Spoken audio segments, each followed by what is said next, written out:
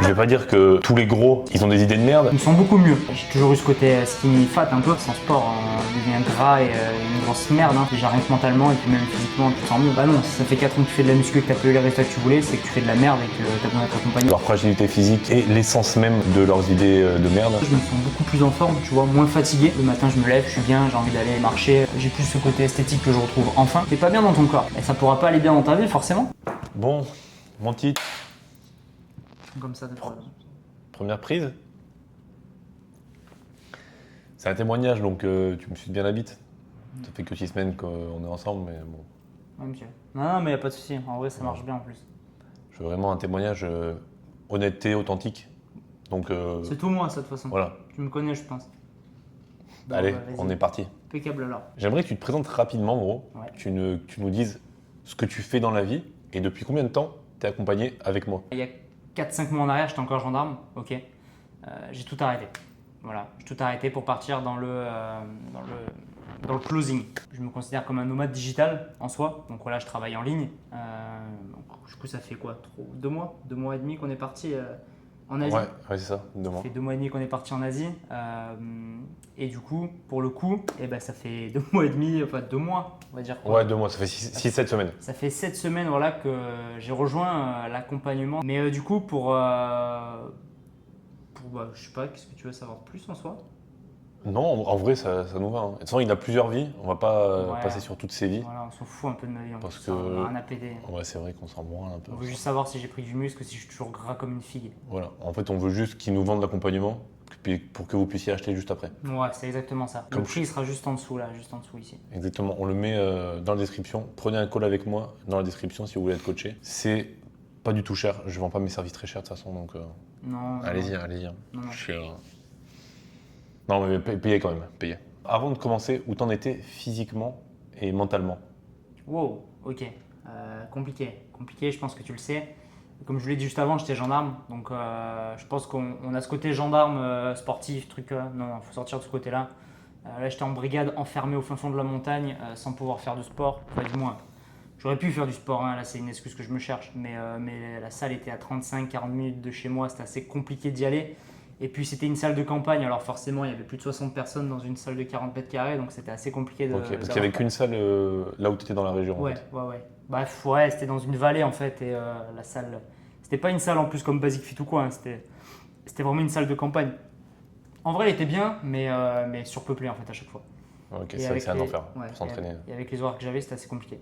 Donc ouais, j'ai pas mal délesté ce côté-là sport parce que j'étais très sportif avant avec le foot, avec beaucoup de sports que je faisais à côté. Là, ça faisait 1 an que je faisais moins de sport quand même.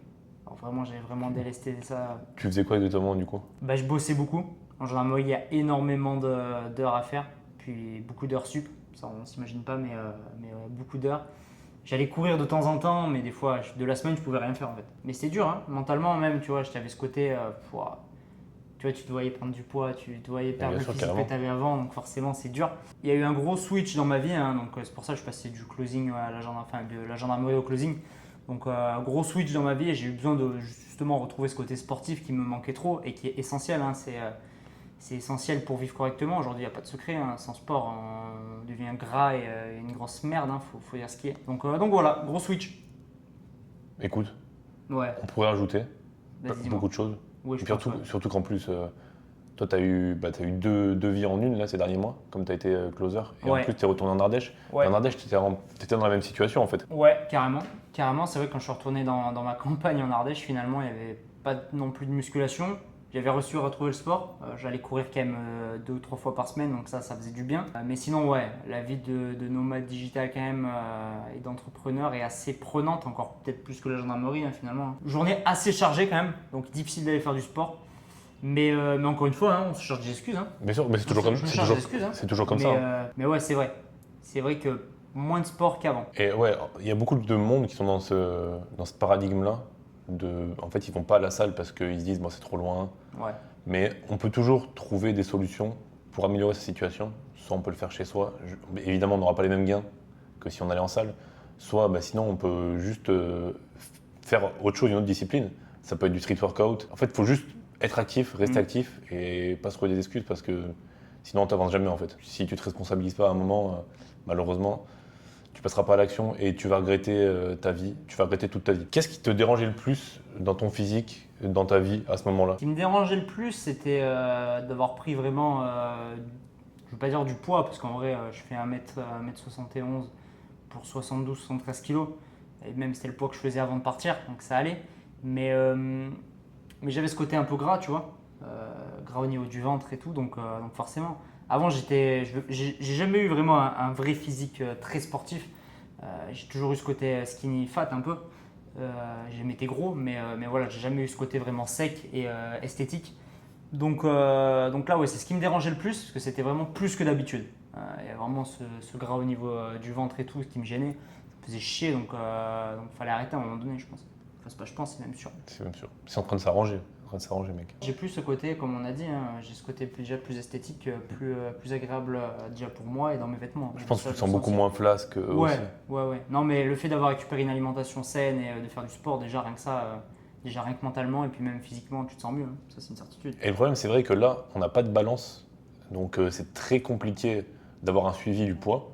Du coup, moi, ce que je fais, c'est que j'ai juste un suivi visuel. J'ai un regard sur la diète et la dépense. Comment tu décrirais le suivi au quotidien? En vrai, comme je disais à Matt, moi, je vous mets pas trop la pression parce que je sais que c'est une période charnière pour le business. Donc, vous devez être focus plus sur le business que le sport. Mais comment tu vois, qu'est-ce que ça t'apporte en termes de connaissances, même de toi dans ton entraînement, dans ta vie de tous les jours, le coaching? Ouais, bonne question.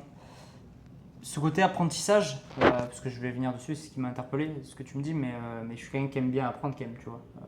Tu m'as parlé Ça de te la va de ouf, nutrition, hein. plein de choses, ça m'intéresse trop. Des préjugés, il m'a pété trop de préjugés sur la nutrition.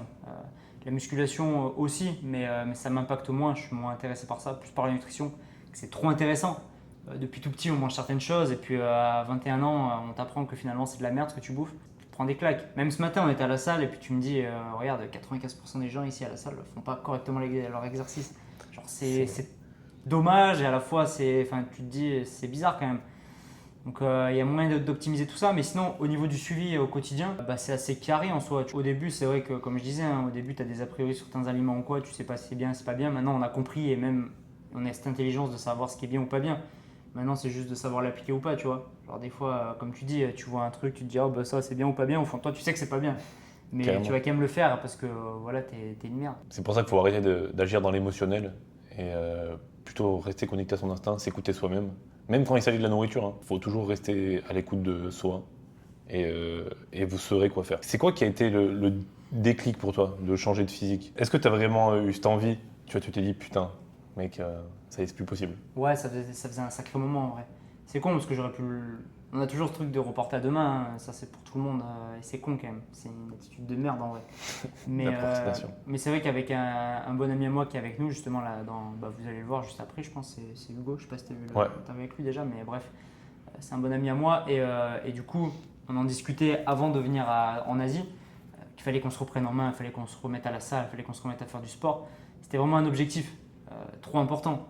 J'ai eu un déclic, oui et non, pas mal de trucs justement, des vidéos avec Hugo d'ailleurs, où justement je suis allé courir des fois, je me sentais pas bien, même sur l'image que je renvoyais, il y avait un peu ce côté gras justement ça me plaisait pas, tu vois, c'est pas une image que j'aime renvoyer. Puis même, il faut arrêter de se cacher et tout, j'avais un physique de merde et voilà, c'était plus possible de rester comme ça. Moi j'ai des idées arrêtées sur certaines choses, ok, et j'ai envie d'avoir le physique de mes idées. Ça c'est le plus important pour moi. Compréhensible. Et il y a beaucoup trop de gens qui se laissent aller hormonalement, qui sont pas bien dans leur corps. Et ça se ressent à travers leur perception des choses et leurs idées. Je vais pas dire que tous les gros, ils ont des idées de merde, mais la plupart du temps, malheureusement, quand tu es en mauvaise santé hormonalement, tu es moins à même de prendre des bonnes décisions et de simplement te respecter dans tes choix de vie.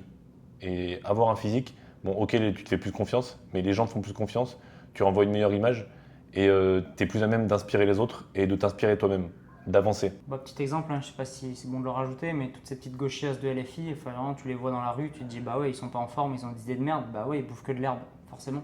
C'est vrai, hein. C'est vrai, malheureusement, on peut pas être en bonne santé, même si j'ai rien contre les véganes ou les végétariens. Non, moi non plus. Mais on peut pas être en bonne santé en mangeant des choses qui s'assimilent pas forcément à 100%. Qu'est-ce que tu as trouvé le plus utile dans Là, le suivi par rapport dans l'accompagnement, par rapport à ce que tu avais pu faire avant, par rapport à même toi, ton approche globale de l'entraînement, de la nutrition, du sommeil. Ouais, tu finis sur le sommeil, du coup le sommeil, pas spécialement en soi. J'ai appris les cycles, j'ai un peu mieux compris justement les cycles de sommeil, tout ça, tout ce qui est réparateur, donc ça c'est assez intéressant. Mais non, le gros point que je vais mettre, c'est sur la nutrition en fait. Euh, Aujourd'hui, je pense que 80-90% du boulot, c'est dans l'assiette, Pour la plupart des gens, pour la plupart oui. des gens. Ouais. En fait, tu peux t'entraîner très mal, juste tu t'entraînes dur, ça va suffire. Mais si tu manges pas les bons aliments, ça va être très dur de te sentir en forme, en énergie, de rester focus au quotidien et de performer en vrai. Donc oui, carrément. Même d'être rassasié. En fait, si tu manges pas les bons aliments, tu vas craquer, tu vas rentrer dans le cercle vicieux. Je sais pas si tu l'as vécu toi, ce truc de un peu tout ou rien, tu vois. Bim, tu commences à manger un truc et tu es avec tes collègues, tu te dis bon allez, vas-y, let's go. Ouais, bien sûr. Prends-toi. Ouais, une bière en plus, une Puis pizza. voilà. L'émotionnel, encore une fois. Bien sûr, toujours parce que Putain quand on s'écoute d'émotionnel pas. de merde. Ouais, carrément, à chaque fois c'est ça. C'est beaucoup de ça, ouais. Non, ouais, je dirais la nutrition, ça m'a beaucoup aidé. La muscu, ça fait du bien d'être suivi en soi, enfin, il n'y a pas de secret, on se casse derrière des choses. J'ai jamais eu le physique que je voulais parce que j'ai jamais été accompagné. Pour la plupart des gens, je pense, il y en a que non, et d'ailleurs, félicitations à eux qui sont bons justement à être de ce côté-là, de se gérer tout seul. Mais moi, si j'ai pas quelqu'un derrière moi pour m'accompagner, pour me dire ça c'est bien, ça c'est pas bien, là tu fais de la merde, j'y arriverai pas. Faut dire ce qui est. Il y a beaucoup de gens, je pense, qui se voilent la face et qui continuent 1 an, 2 ans, 3 ans, 4 ans en voulant faire par eux-mêmes. Bah non, si ça fait 4 ans que tu fais de la muscu et que tu n'as pas eu les résultats que tu voulais, c'est que tu fais de la merde et que tu as besoin d'être accompagné, mec. Yo les gars, j'espère que le témoignage vous plaît, qu'il n'est pas trop choquant. De toute façon, il n'y a pas de féministes et de gauchistes qui regardent cette vidéo, donc on sera bon. Je vous interromps pour vous dire qu'il y a le lien dans la description pour prendre un appel avec moi. Cet appel, il est fait pour répondre à vos problématiques et voir si ça fit pour qu'on travaille ensemble. Dans tous les cas, même si ça fit pas, vous repartez avec de la value, full value, parce que plus je donne, plus je reçois. Allez, je vous laisse, bonne fin de vidéo. Les gens ont peur d'investir sur eux-mêmes alors que c'est la meilleure chose à faire. En fait, ils préfèrent perdre du temps et se former par eux-mêmes que investir sur eux-mêmes et gagner du temps. On a beaucoup cette mentalité en France en fait. Mais les gens en plus, ils seront enfin, dans leur fierté de même pas le dire, tu vois, c'est dans le sens perdre du temps, ils le diront pas en fait. Ils diront juste ouais, non, j'ai pas perdu du temps, j'ai quand même travaillé sur ça. Ouais, Non, c'est ça. ta gueule, t'as perdu du temps, mais tu l'assumes pas. Les gens en fait, ils préfèrent voir. Enfin, tu viens à investir dans un accompagnement sur toi, sur ta santé. C'est, je veux dire, t'es obèse, tu peux en crever en fait. Genre à un moment donné, il faut que tu te reprennes en main. Donc investir sur ça, sur ta santé, je trouve que c'est plus important qu'investir sur un accompagnement qui te fera gagner de l'argent. Mais les deux en soi sont complémentaires. Parce que même toi, même si c'est un témoignage sur toi, tiens, j'aimerais en parler. Tritan, il close dans un accompagnement de coaching sportif et il a souvent affaire à des gens qui sont en mauvaise santé ou qui stagnent, qui sont pas bien dans leur corps et qui n'ont pas la décence, ou je dirais l'intelligence même, d'investir sur eux là-dedans, alors que vraiment, ça changerait toute leur vie. Avoir un physique que t'aimes, qui te plaît, qui te fait kiffer, être en bonne santé, ça change toute ta vie, dans toutes les sphères. Il y a un truc qui revient souvent dans mes appels, c'est ah ouais, bah ouais, ça me ferait reprendre confiance en moi si je venais atteindre mes objectifs. Ah bah oui, bah si t'as pas confiance en toi, bah ton business marchera pas. Ah bah si ton business marchera pas, bah t'auras pas la copine que tu veux. Ah bah, tout est un enchaînement de choses qui peuvent pas marcher si ton physique déjà, si toi dans ton corps tu ne sens pas bien en fait. Genre ça paraît logique. On me sort souvent cette excuse de oui, mais j'ai pas les fonds pour mettre ça. Ah tes conneries. Arrête tes conneries un peu. Si demain je te propose une voiture qui coûte 150 000 euros, mais que toi tu la trouves à 10 000 euros et que derrière tu peux faire une plus-value de 140 000 euros, tu vas les trouver les 10 000. Ça, je m'inquiète pas. Mais pour un accompagnement de 1 500 ou 2 000 euros, là par contre, là tu vas chouiner parce que ah bah c'est trop cher, bah parce que je vois pas la plus-value. Ok, bah écoute, c'est ta santé. Hein. Si tu veux crever d'un AVC à 40 piges, c'est toi qui vois. Alors que comme tu disais, la plupart des gens, ils ont cet argent. Mais bien sûr, aujourd'hui tout le monde a 4 000, 5 000, voire 10 000 euros sur un livret A ou sur un livret épargne. Il faut arrêter aux conneries un peu à un moment donné. C'est juste quel choix tu veux faire. Qu'est-ce que tu es prêt à faire? Est-ce que tu es vraiment prêt à t'améliorer? Oui ou non? Qu'est-ce que tu dirais à un mec qui veut changer et qui a envie de passer à l'action? Bah qu'il n'hésite pas. Hein. Pourquoi il hésiterait encore une fois? T'es pas C'est bien vrai, dans hein, ton c'est corps, toujours mec. ça. T'es pas bien dans ton corps. Bah, ça pourra pas aller bien dans ta vie, forcément. Je reviens sur ça, mais tu n'auras pas confiance en toi, tu seras pas bien, tu te sentiras gros, tu auras peur du regard des autres. Même à la salle, tu diras, bah tiens, il me regarde parce que je suis gros. Mais mec, t'attends quoi pour te lancer et aller démarcher un coach et enfin avoir les résultats que tu veux? Attention sur démarcher les coachs aussi, parce qu'il y a énormément de merde sur les réseaux. Il y a beaucoup de PDF de merde ou des choses qui ne seront pas individualisées, mais ça, après, Bien sûr. Faut en être conscient. faut en être conscient. Mais bon, Ça, on en revient même. Hein. T'achètes avec l'émotionnel, le mec, tu le trouves solide, tu te dis putain, et lui, il va m'aider à atteindre les objectifs. Sauf que malheureusement, Voilà. ça veut pas tout dire. Et puis tu vas te dire, ah bah tiens, en plus ça coûte 30 euros par mois. Ça vaut le coup, en plus c'est pas cher. Bah oui, t'as raison. Généralement, c'est qu'anguille sous roche si c'est pas cher. Pour toi, est-ce que déjà tu as perçu des changements au quotidien et qu'est-ce que ça a changé pour le moment en 6 semaines? Ouais. Et ben écoute, déjà je me sens beaucoup plus en forme, tu vois, moins fatigué. Le matin je me lève, je suis bien, j'ai envie d'aller marcher. Je me sens beaucoup mieux en fait. Et puis même physiquement, je le ressens, tu vois, je suis moins gras qu'avant. J'ai plus ce côté esthétique que je retrouve enfin. Il y a encore du boulot, hein, ça fait que 6 semaines, mais déjà en 6 semaines, j'ai vu déjà des résultats qui me plaisent et qui me donnent envie d'aller plus loin, ça c'est une certitude. Mais ouais, non, ce côté déjà, je me sens mieux, genre en forme, tu vois. Ouais, ok. Moins fatigué, moins ce côté, ouais, je suis fatigué, j'ai envie de procrastiner. Non, ça c'est terminé. Si tu devais retenir une prise de conscience que tu as eue, une habitude qui a fait que tu as vraiment évolué, que tu retiendrais du programme, ce serait quoi? La satiété, je pense. Manger quand tu as envie de manger, quoi. Pas se forcer et être dans tes. Sortir l'émotionnel. On en revient toujours aux mêmes choses, mais la nutrition pour moi c'est le plus important.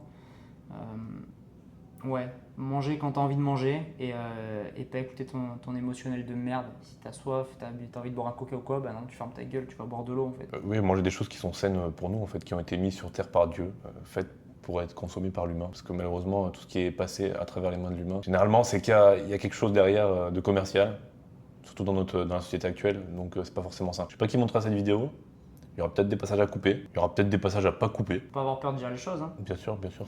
J'aurais bien aimé parler plus des gauchistes, parce que Ouais. leur fragilité physique est l'essence même de leurs idées de merde. On a terminé Ouais, j'ai pas envie envie de m'arrêter là. Très bien.